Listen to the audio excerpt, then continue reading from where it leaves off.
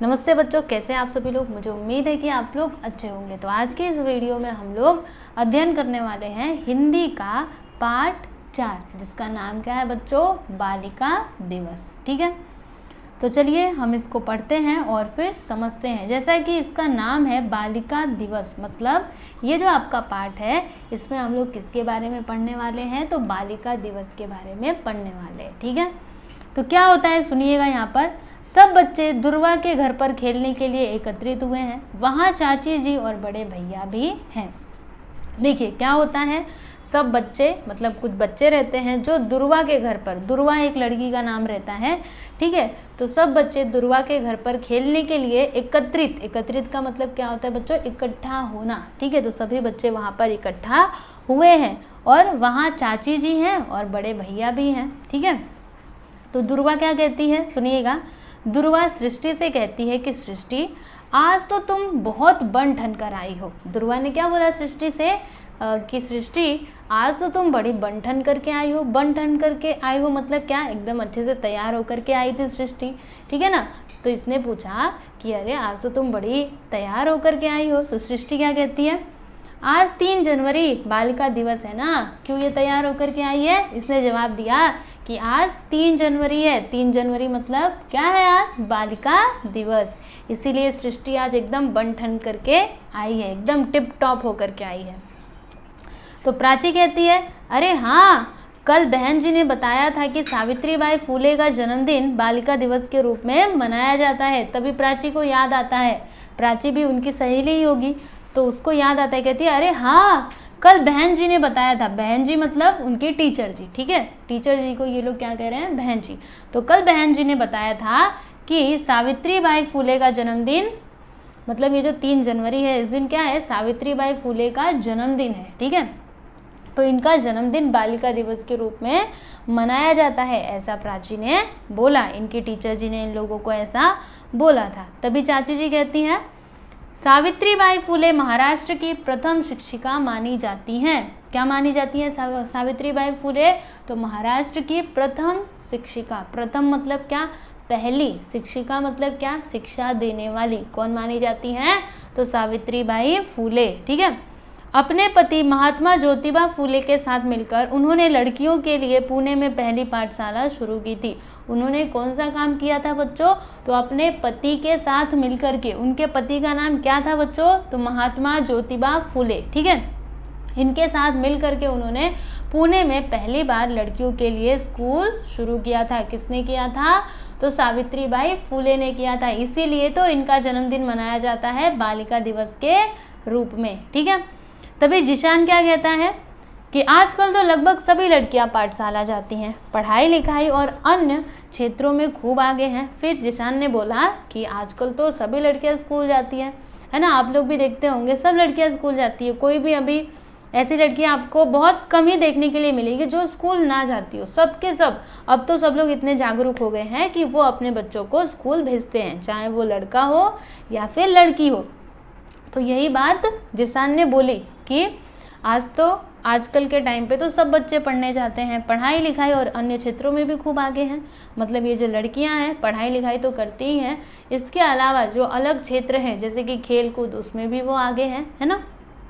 तभी मंत्र क्या कहता है, यहाँ पे बच्चों के नाम लिखे गए हैं। जिशान एक बच्चा है, मंत्र भी एक बच्चा है, दुर्वा एक बच्ची है, फिर सृष्टि, प्राची। तो मंत्र ने बोला हाँ, आज समाज सेवा, शिक्षा, विज्ञान, संगीत, प्रशासन, शोध कार्य, खेलकूद आदि हर क्षेत्र में लड़कियां आगे बढ़ रही हैं। यहाँ पर मंत्र कहता है कि हाँ, आज समाज सेवा मतलब क्या, लोगों की सेवा करना। शिक्षा मतलब शिक्षा देना किसी को, ज्ञान बांटना। विज्ञान आपको पता है साइंस, संगीत म्यूजिक। प्रशासन मतलब जैसे पुलिस वगैरह। ठीक है, शोध कार्य मतलब रिसर्चर। खेलकूद अभी जो बताया था, खेलकूद मतलब स्पोर्ट में। ठीक है, तो ये सारे क्षेत्रों में लड़कियां भी हैं, है ना। लड़कियां भी समाज सेवा में जाती हैं, शिक्षा में जाती हैं, विज्ञान में, प्रशासन में, शोध कार्य में, खेलकूद में, सब में तो लड़कियां आगे बढ़ रही हैं। कहाँ पीछे हैं अब, है ना। सृष्टि कहती है कि मेरी माँ बताती हैं कि शिक्षा हमें स्वावलंबी और सजग बनाती है। सृष्टि ने बोला कि मेरी माताजी कहती है, क्या कहती हैं कि शिक्षा हमें क्या बनाती है बच्चों, स्वावलंबी। स्वावलंबी मतलब क्या, स्वावलंबी मतलब क्या होता है, हम लोग को ना स्वावलंबी मतलब क्या, जैसे हम किसी से कोई चीज़ मांगे नहीं, ठीक है, हम अपना काम स्वयं करें, हमारे पास जितना है उसी में हम कर लेंगे। ओके, स्वावलंबी मतलब ये होता है। जैसे कि समझिए कोई एक बच्चा है, उसके पास कोई एक सब्जेक्ट की किताब नहीं है, तो अब वो क्या करे, तो वो क्या करता है, स्वावलंबी बच्चा क्या करता है, दूसरे बच्चे से उसकी किताब मांगता है, घर पे लेकर के जाता है, एक कॉपी लेता है और उस किताब में जो कुछ भी लिखा होता है वो अपनी कॉपी में लिख लेता है ना। उसके पास पैसे नहीं है वो किताब खरीदने के, लेकिन फिर भी उसने हार नहीं मानी और क्या किया, उसने बुक लाया और उसमें से देख देख करके सब कुछ लिख लिया। अपनी नोटबुक को ही उसने क्या बना दिया, टेक्स्ट बुक बना दिया। तो इसको हम क्या कहते हैं, स्वावलंबी, ठीक है। और सजग बनाती है, सजग मतलब होशियार बनाती है हमको। कौन बनाता है, तो शिक्षा। तभी भैया क्या कहते हैं, कहा जाता है एक लड़की शिक्षित होती है तो पूरा परिवार शिक्षित होता है। अभी जो भैया है वहाँ पे भैया भी थे ना, तो भैया ने बोला कहा जाता है, क्या कहा जाता है कि अगर एक लड़की शिक्षित होती है ना, अगर एक लड़की पढ़ी लिखी होती है तो पूरा परिवार शिक्षित होता है, मतलब पूरा परिवार पढ़ा लिखा होता है। कैसे, देखिए एक लड़की अगर शिक्षित रहेगी तो वो अपने बच्चों को भी पढ़ाएगी, है ना, क्योंकि उसको पता है कि पढ़ाई का महत्व क्या होता है। अगर माँ ही अनपढ़ है तो बच्चों को भी स्कूल नहीं भेजेगी, उनकी पढ़ाई पर ध्यान नहीं देगी। समझ में आ रहा है आप लोगों को। तो वही यहाँ पे भैया जी कहते हैं कि अगर एक लड़की शिक्षित होती है तो पूरा परिवार शिक्षित होता है।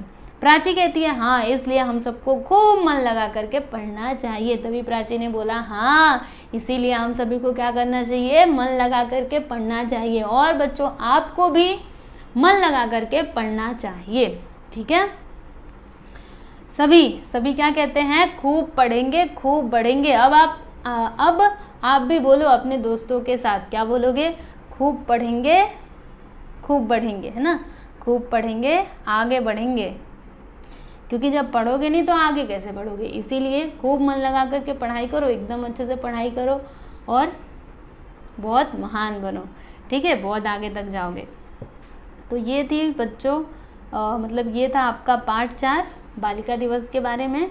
मुझे उम्मीद है कि आप लोग को समझ में आया होगा और आपने इससे ये शिक्षा ली होगी। कौन सी शिक्षा, आपको खूब पढ़ना है और आगे बढ़ना है, ठीक है।